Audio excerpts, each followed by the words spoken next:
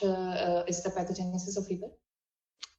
Then second, what are the common infections that can cause fever? That include typhoid, tuberculosis, and meningitis. And we will see for each type of infection. Okay, now first of all, what is a fever? Fever is basically a body temperature that is higher than normal. You know that a normal temperature can vary from person to person, but it's usually around 37 degrees centigrade. And you should know that the fever is not a disease, rather it is a clinical sign that tells us that the body is trying to fight an illness or infection. And it is considered the most clinical sign encountered in human pathology. Basically, fever is an inflammatory response to infectious agent. And it is basically a response to the bacteria, virus, and other pathogens, which may help the body to fight off the infection. Now, what happens when the infection initiates in the body? It causes stimulation of the leukocytes, and then further there is release of the endogenous pyrogens, which are very important substance that help in provoking the fever. Okay, now coming, what are the most common pyrogens that are released in the body during infections? That include endotoxins, which are the lipopolysaccharide, and they are mainly released by the gram-negative bacteria such as E. coli. And the other endotoxins are also included in infections that are exotoxins that are basically released by the gram-positive bacteria. Some other pathogens which are normally responsible for the initiation of the fever, that include human necrosis factor, interleukin 1, interleukin 6, and gamma interferon. Then you should all know what is the mechanism of action of the pyrogens. Basically what happens, the pyrogens, they act on organum vasculosum of the lamina terminalis. What is organum vasculosum of lamina terminalis? Is a osmotic regulator, which is present in the hypothalamic area.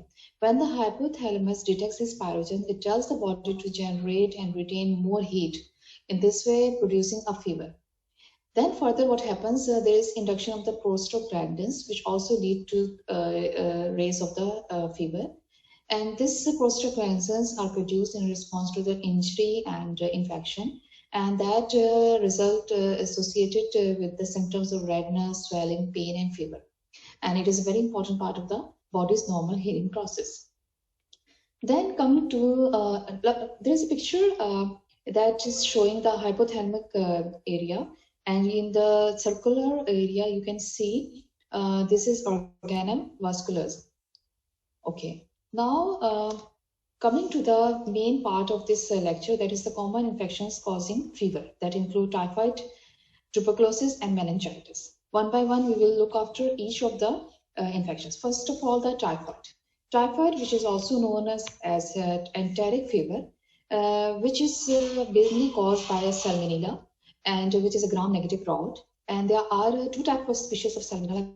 That is typhoidal species, which include Salmonella typhi and Salmonella paratyphi, A, B, C. 3 types are available.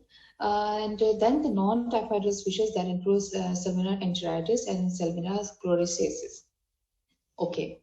Then further, if we see the virulence factors of Salmonella, first of all, what are the virulence factors?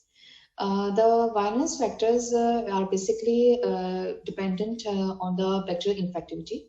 And these are basically produced by the microorganisms and that evoke disease. And the Salmonella has 3 types of the virulence factors, that is cell wall, antigen, O. And this is also very important, which has been grouped into different types, grouped from group A to I, on the basis of the antigen present in the cell wall of the Salmonella. Then the flagellar antigen, which is present in the flagella, and it is denoted by the letter H. And then the capsular antigen, which is present in the capsule, and this VI, which is anti-phagocytic and responsible. It is present in the vaccine, which is made for the prevention of the Salmonella infection, and is also very helpful in the serotyping of the Salmonella in clinical laboratory. Now coming to the transmission, which is also a very important part of diagnosis of the salmonella, because we should know which samples should be taken in order to diagnose or identify the infection. So it is fecally transmitted. It is transmitted fecally contaminated water or unpasteurized milk or dairy products or poultry and meat. And food handlers, if they are a carrier, these are the main source of transmission of this infection.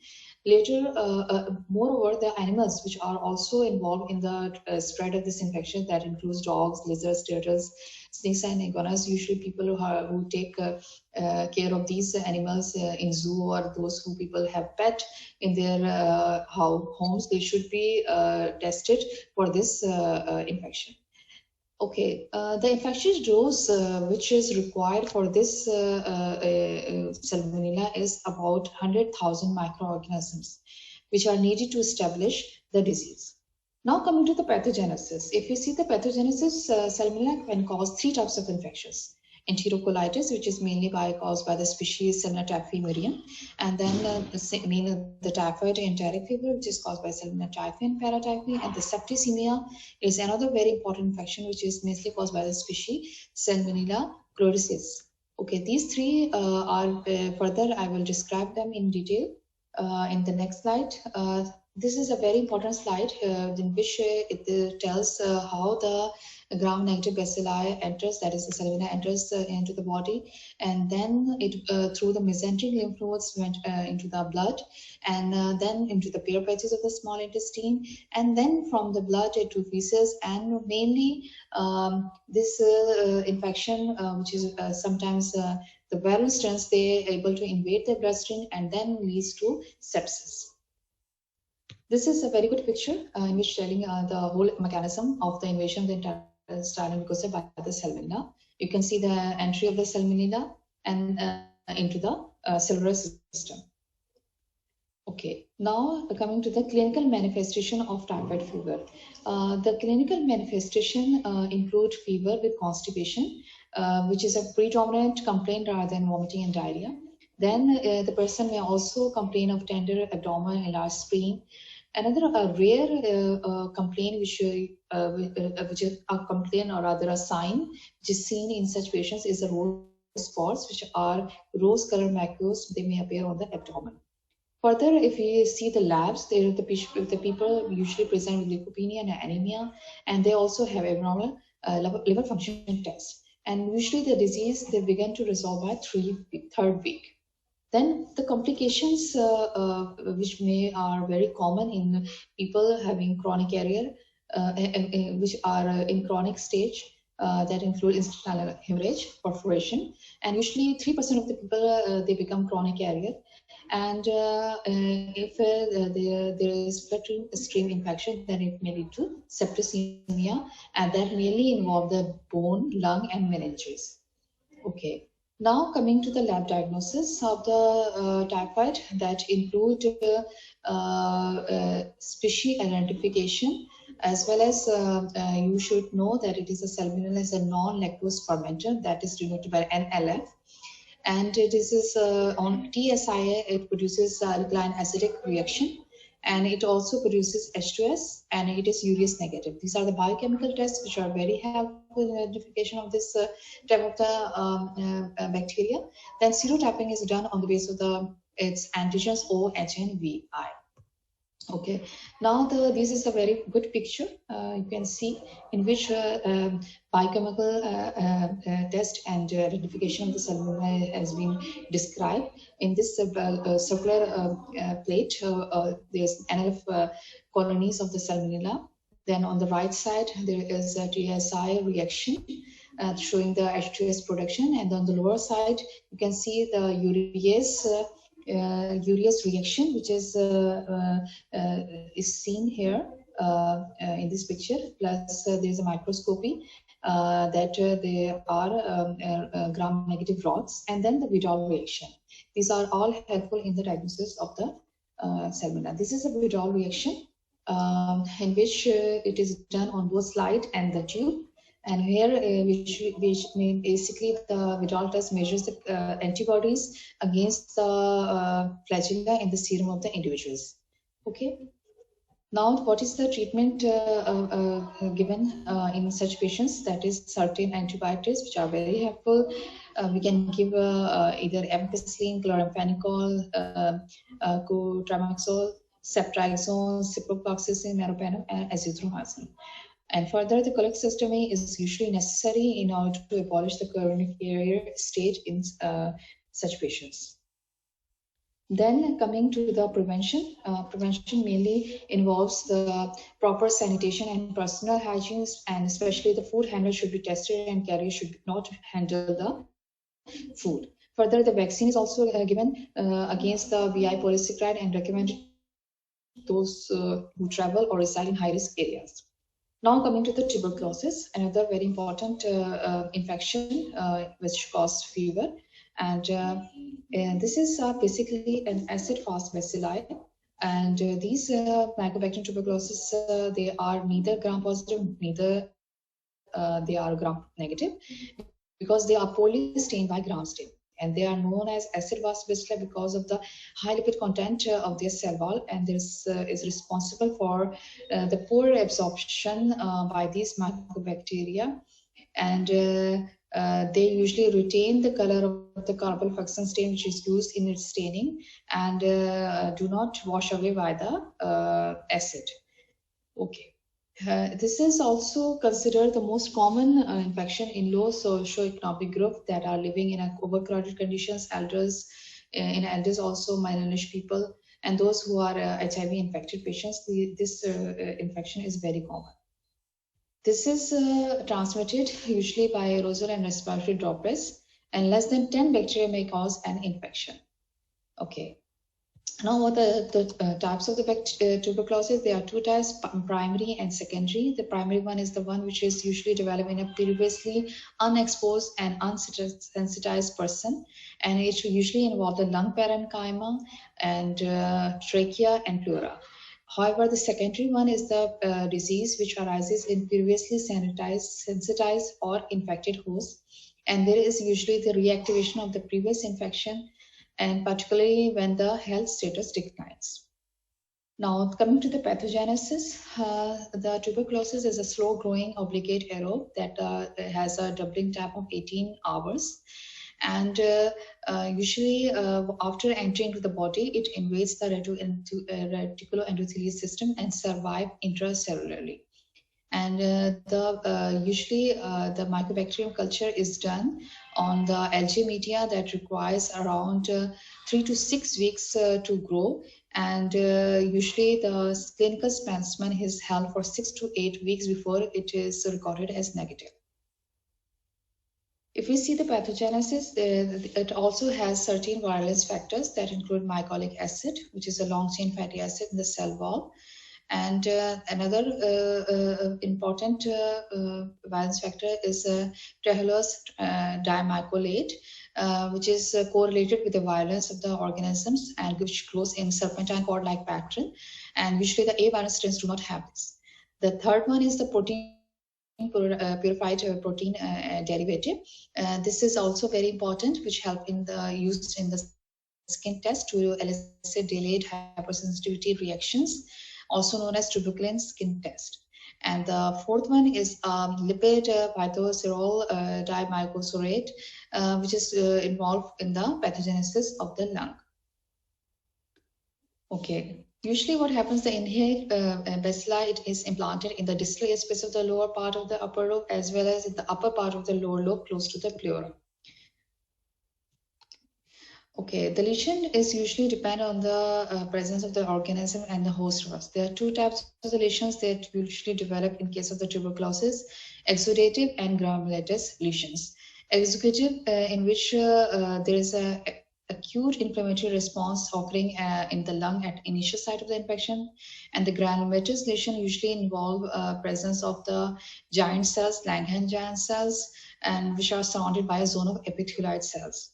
This is a picture in which you can see multinucleated giant cells and lymphocyte and epithelioid cells. Epithelioid cells are swelled macrophages. Then what are the clinical signs and symptoms? This is maybe you all know that the person usually present with fever, fatigue, night sweats, weight loss, and cough with hemoptysis, that is spitting of the blood, and cervical adenitis. In this picture, you can see a person on his neck area. This is swelling, which is known as cervical adenitis. Then coming to the lab diagnosis, usually we perform chest X-ray as well as AFB, that is acid-fast bacilli, is seen in specimen of sputum, bronchial aspirate, gastric washing. And culture is also done, especially the media used is Levinson-Jensen LG media. Then PCR is a molecular test, which is also very helpful in this. And luciferase test. Luciferase test is basically done to look for mycobacterium which are resistant to antimycobacterial drugs. So it can detect the drug-resistant organism. Okay. This is a picture in which all the laboratory tests which we perform is seen in a slide.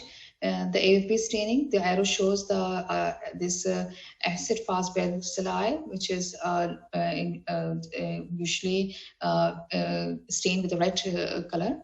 And then Algemitia is a green container. Its color is green because of the presence of the dimalachite green, and this is helpful in inhibiting the unwanted pneumothorax which may present in the sputum samples. And it has the colonies it has usually are called rough and tough colonies, grumbly irregular colonies, and which are usually seen after 6 to 8 weeks. Then the histobacterial slide of TB granuloma is also, which I have shown you before as well. Then the skin test, which is performed to elicit the delayed hypersensitive reaction, and chest X-ray is also helpful in this in its diagnosis. Then how we can prevent it? The prevention, we can perform the PBT skin test, which is also known as mumps test, and BCG vaccine is given at birth, which is also very helpful. And quantiferon TB test, which is a very advanced test, which is an alternative to the mumps test, and it is tells us whether a person, it is not influenced by the thing that whether the person has been already given the BCG vaccine. And basically in this assay, blood cells from the patient are exposed to antigens from Mycobacterium tuberculosis, and we measure the interferon gamma, which has been released from the cells. Now coming to the meningitis, the last type of the infection which may cause fever. In this meningitis, there is inflammation of the meninges takes place, and the high incidence is seen among the neonates. Then the types of the meningitis are of can be of viral. They may include herpes simplex, mumps, Epstein-Barr virus, HIV. It may also include bacterial infection that includes Neisseria meningitis, Streptococcus pneumoniae, Haemophilus influenza, and Listeria monocytogenes. Tuberculosis is also one of the reasons of causing meningitis, and fungal pathogens are also common. Now coming to the comparison, usually for the meningitis, we extract cerebrospinal fluid, and this table shows the difference in each infection, bacterial or viral or meningitis, tuberculosis infections, what will be the appearance, what will be the lymphocyte count, how will be the protein and glucose. So this is very helpful in diagnosis. This is the different type of bacterial or viral or fungal infection. Now coming mainly, we will cover the bacterial meningitis in this lecture, that include clinical features, that is fever, neck rigidity, and altered mental status, headache, hypothermia, photophobia, and seizures. These are the, but the first three are the main features on which we can look for this type of infection. If you see the diagnosis, usually CSF sample is considered an emergency, and usually if we see under the slide, there is the presence of increased number of the neutrophils. You can see in this slide as well. And we also perform the CSF culture, And if we see, this is how the cerebrospinal fluid is extracted. Okay, and mainly the pathogens include Neisseria meningitis, Streptococcus pneumoniae, and Haemophilus influenza. Neisseria meningitis is considered the most common organism in causing meningitis, which is common in children less than 2 months of age. Then second one is the strep pneumoniae, which is common 2 to 8 years of children, and Haemophilus influenza is also common, but is because of the vaccine, incidence is reduced. Okay. Now, Neisseria meningitis, which I have told you, this is a most common pathogen causing meningitis. And this picture you can see meningococci, which are found in this kidney. These are usually kidney-shaped diplococci, which is considered the most common cause of the infection of the meningitis. Here you can see they grow on the blood agar and chocolate agar at 37 degrees centigrade, and the colonies, they are transparent or gray, and usually they require 5-10% carbon dioxide. Okay, now the second was the Streptococcus pneumoniae, which are the lancet-shaped gram-positive diplococci, and usually they culture on the blood agar, and they have alpha hemolytic colonies, and they are usually inhibited by the opportunist disc, and they have a positive correlation. This picture shows the diplococci lancet-shaped, which is microscopically a very good diagnostic in case of Streptococcus pneumoniae. Then this is Streptococcus growth on the blood agar showing a sensitive opportun disc. Then this is a cooling reaction. This is a cooling reaction is basically seen to see whether the capsule is present, and it swells in positive reaction, showing swollen capsules. Then coming to the last one, that is Haemophilus influenza, which is a gram-negative broth with the capsule, polysaccharide capsule that has 2 species, H. influenza and H. para-influenza. And usually its culture is done on the chocolate agar, which requires 2 factors, factor X and V for bacterial respiration. And this is how they grow around this factor X plus V. Then if we see the colonies, it's on the chocolate agar are usually dewdrop colonies, and which is X-series positive that shows this is a test which is being done to test the colonies of the Haemophilus influenza. If it colors changes to purple, then it is positive. Then the latest agglutination test, which is done as a rapid diagnosis test, and which also detects a capsule polysaccharide in spinal fluid. The agglutination shows the positivity in the sample. Thank you.